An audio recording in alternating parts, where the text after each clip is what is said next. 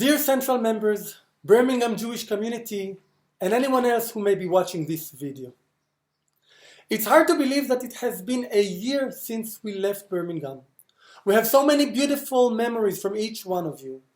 And I'm thrilled, at least for this opportunity, to learn together. It's not an easy time period at the moment. Time period when the synagogues are closed. People cannot meet one another as they used to.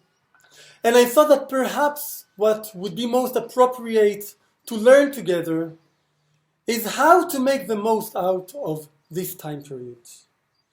Or perhaps, as some of you may know, always look at the bright side of life.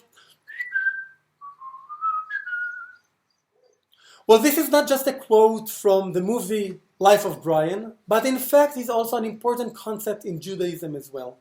And I would like to learn with you about an important person, a person that lived about 2,000 years ago, which I call the ultimate optimist, known as Rabbi Akiva.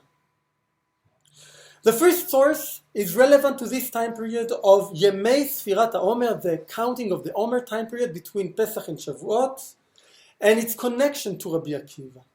And so it's written in Yevamot Tractate, Daf Samech Bet Amud Bet. It was said, 12,000 זוגים תלמידים היו לו לרבי עקיבא מגבת עד אנטיפטרס.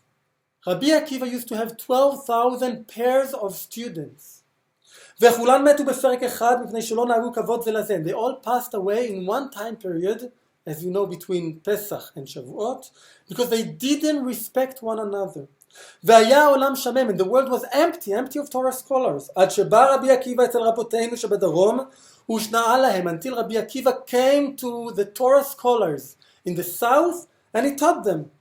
To Rabbi Meir, Rabbi Yehuda, Rabbi Yossi, Rabbi Shimon, Rabbi Elazar ben Shamua.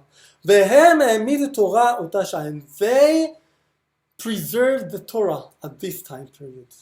Now think about it. Rabbi Akiva was impacted from this tragedy, the loss of these 24,000 students, most of anyone else. They were his own students that he loved.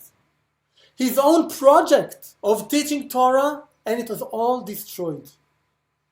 Rabbi Akiva could have said, that's it. I'm not going to continue from now on. There's no point for this. But he didn't.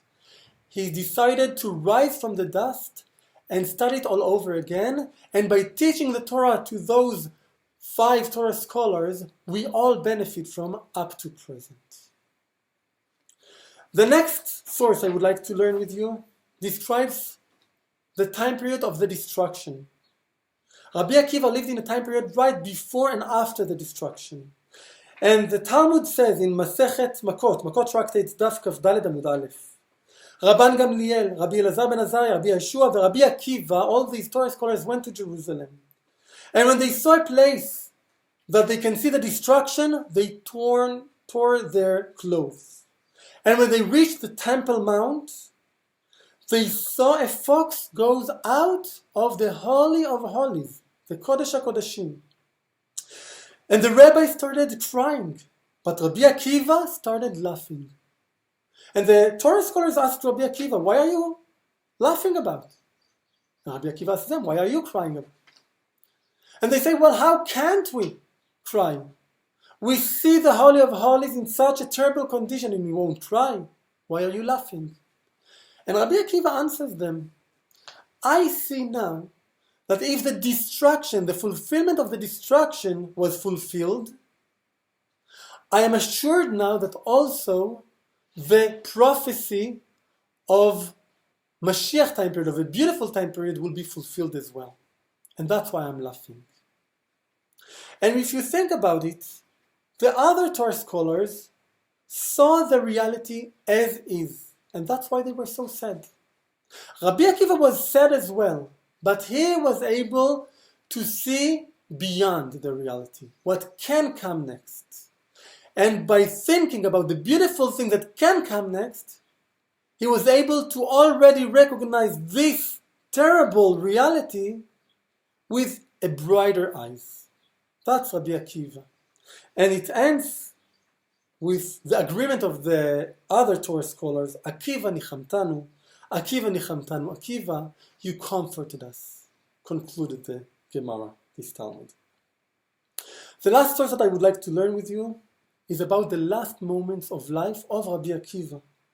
He was sentenced to death by the Romans, and he was tortured at his very last moments.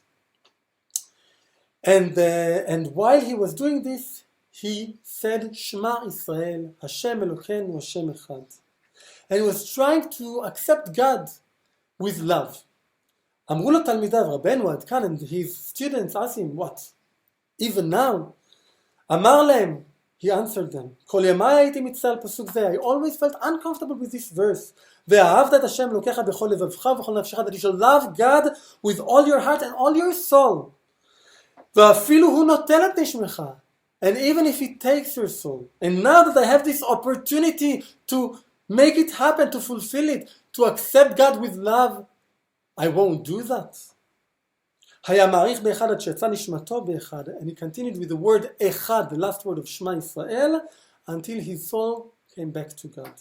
יצתה בת קול ואמרה, אשריך רבי עקיבא שיצא נשמתך באחד. You're lucky, Rabbi Akiva, a voice from heaven was heard. You're lucky that you were able to return your soul with the word of one, אחד. Obviously, we're not Rabbi Akiva. But perhaps, I thought, we can learn from his positive approach and adapt part of it to our own life, our own challenges at present. I would like to wish you all, on behalf of myself, my wife Rachel, and my children, to be able to recognize the bright side of life, even at challenging times as we experience at the moment, and to wish you a meaningful and a happy Chag Shavuot Sameach to you and your families.